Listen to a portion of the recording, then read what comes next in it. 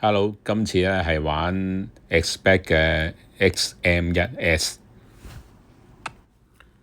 同大家分享下喺灣仔玩 M 車用嘅車胎。我係用咧 Team Power 嘅40S 啊。咁40度好似偏高，但係喺呢度用我又覺得比較適合。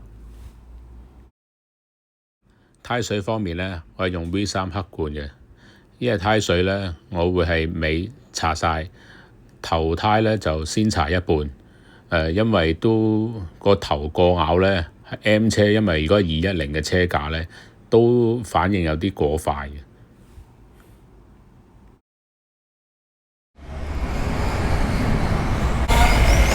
灣仔玩高胎，呢啲膠胎咧都係要行，要一段時間先至可以起圈。